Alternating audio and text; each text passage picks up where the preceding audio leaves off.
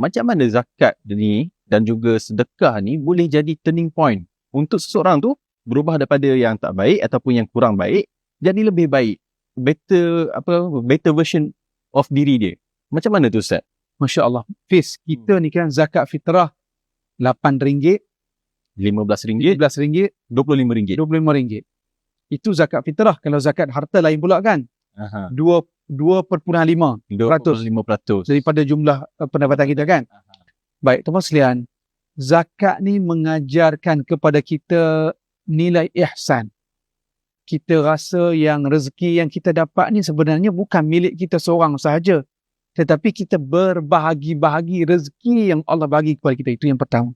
Yang kedua, Fiz, cuba bayangkan zakat fitrah yang kita bayar, zakat pendapatan yang kita bayar kepada Majlis Agama Islam negeri-negeri.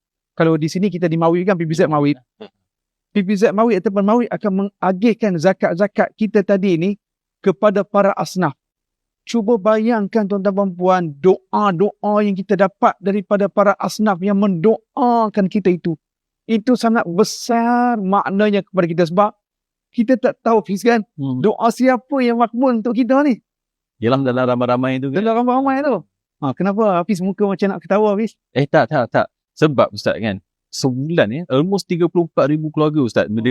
Ya Allah, 34,000 keluarga, Hafiz. Ya, betul. Jadi cuba bayangkan tuan-tuan puan, maknanya ada sebahagian doa itu datang daripada pihak asnaf yang kita sumbang ataupun yang kita dana, yang kita bayar zakat kepada pihak Majlis Agama Islam Negeri.